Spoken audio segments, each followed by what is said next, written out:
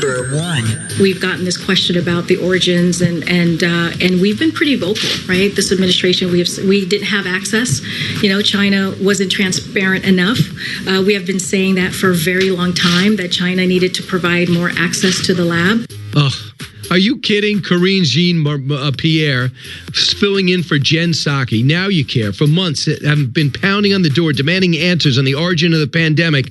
In a matter of 48 hours, the administration changes course. And joining us now discussing, Congressman Mike Gallagher.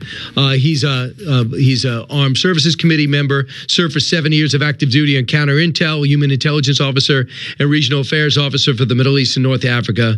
Left as a captain. Congressman, welcome back. Great to be with you, Brian. Congressman, first off, can you believe this change? Now, all of a sudden, President Biden made it clear you got 90 days intelligence services to come back with what happened in China with this pandemic that blindsided us a year ago.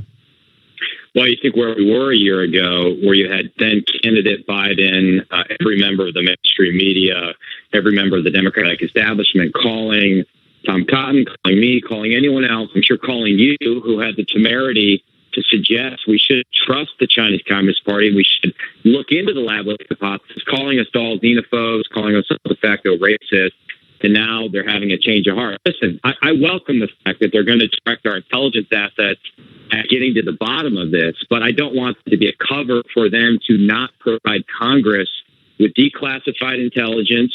We also should have unclassified documents that really tease out the funding stream, the paper trail, that will show how U.S. taxpayer dollars went through Fauci's organization, went through the Defense Department, through third-party groups like the Eco Health Alliance that funded this dangerous gain-of-function research at the Wuhan Institute of Virology. We need complete transparency.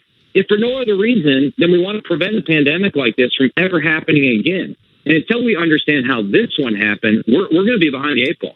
What I understand is this is one thing we should unite. I'm not talking about anything controversial about the infrastructure deal, which you guys disagree with Democrats on, obviously. Listen to Jen Psaki 2 days ago. He talks all the time about how he's known President Xi for a long time. So why can't he just call and we need them for that information? I think you're misunderstanding how this process actually works. An international investigation led by the World Health Organization is something that we've actually been pressing for several months in coordination with a range of partners around the world. We need that data. We need that information from the Chinese government. What we can't do, and what I would caution anyone doing, is leaping ahead of an actual international process.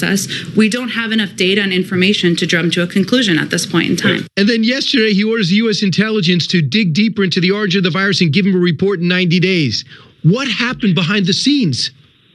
Well, there's some pressure building up. I've called for, I introduced a bill to declassify the intel with Josh Hawley. Senator Marshall introduced the bill to create a commission to investigate it. There was a test exchange in the Senate between Senator Rand Paul and Dr. Fauci, where I believe Fauci was not being forthcoming. So, and then you have the dam breaking within the scientific community. Even scientists that were on the so-called Lancet letter. This was organized by Peter Daszak, who's the guy kind of behind all the misinformation.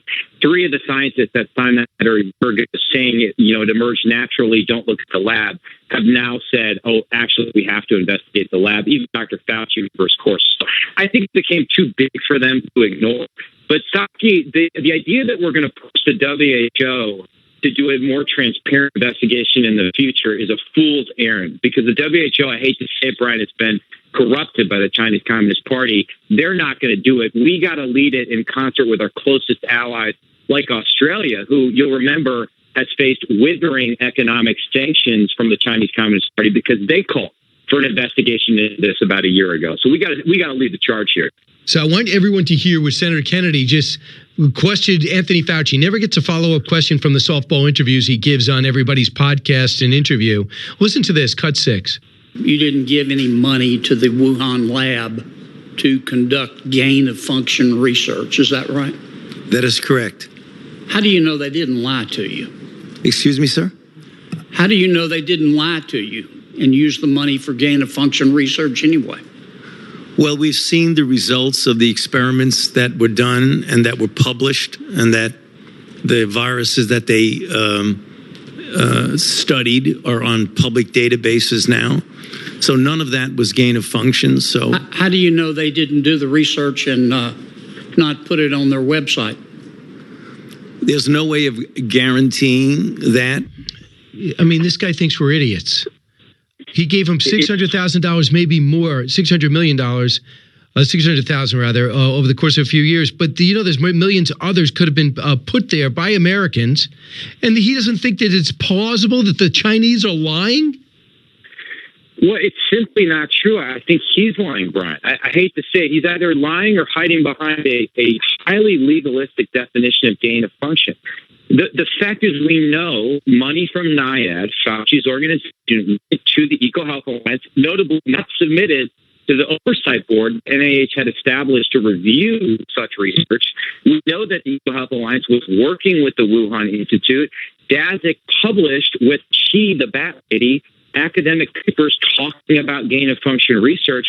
I just don't know what definition he's using to hide behind here. Anytime you're taking naturally occurring coronaviruses, you're doing experiments to make them more pathogenic, more infectious, that's gain of function research, and that's what we know was happening at the Wuhan Institute. So Fauci is not being forthcoming here. It's astounding to me that he's getting away with it. I can't believe anybody would put him on the air and ask him some of these inane questions of, is it all right for me to go to the beach or go to a restaurant?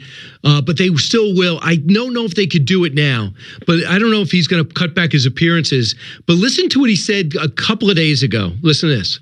We had a big scare with SARS-CoV-1 back in 2002, 2003, where that particular virus unquestionably went from a bat to an intermediate host. It would have been almost a dereliction of our duty if we didn't study this. And the only way you can study these things is you've got to go where the action is. So we had a modest collaboration with very respectable Chinese scientists.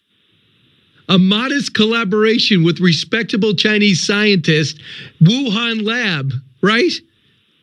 My God. Well, we know, thanks to the information the Trump administration declassified on January 15th, 2 years prior to the pandemic, U.S. officials went to the Wuhan Institute and flagged massive security concerns. So when Fauci calls this a respectable organization, or when the footnote in the WHO report, which exists, talks about the high safety standards at the Wuhan Institute, it's just a bunch of, what Joe Biden would call malarkey. I mean, it really is. This is not a supportable position. Fauci needs to commit to full transparency. And it's not just Fauci, Brian. I'd say I've discovered funding streams from DHS that paid for a network of experts to combat disinformation in the pandemic. And these were the same experts telling us not to look at the lab. There's about a $30 million funding stream through the Defense Department with DARPA, DITRA. This goes well beyond Fauci, and I think our intelligence community as well. In an unclassified statement they released in April of last year, just parroted the so-called scientific consensus and thrown through cold water on the lab leak theory. It implicates a lot of different federal government organizations, and we got to get to the bottom of it. Congressman, one of your committees is transportation infrastructure. About 2 hours ago, or a few hours ago, the Senate Republicans announced that their counterproposal to the president from his $1.4 trillion counterproposal was $938 billion without any rise in taxes. Did you have a chance to look at this? Do you feel as though this negotiation is real? I haven't looked at the Republican proposal, the latest one from the Senate. I just would say, beyond the overall amount of money, in my mind, the real exchange that needs to happen is regulatory reform in return for an investment in infrastructure. But differently, it's not, if we just funnel, $1 billion or $100 billion or $2 trillion through the existing system, where America has higher cost infrastructure than the rest of the developed world, where our projects take longer, we're not actually going to get the results we need in infrastructure. We need to do regulatory reform.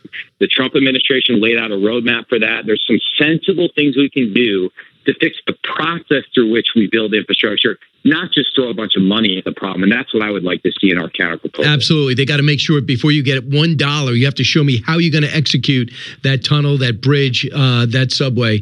But lastly, as somebody who has with this rich military background you have, how concerned are you that the Taliban are going to take over Afghanistan even before the summer's out?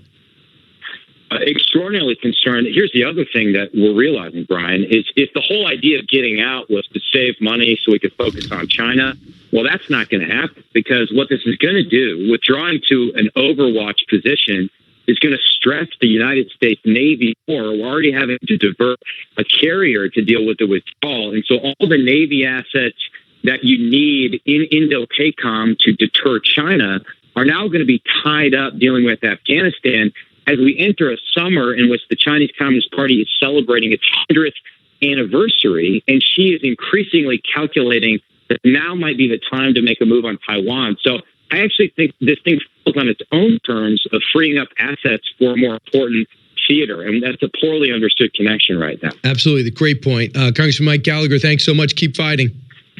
Thank you, sir.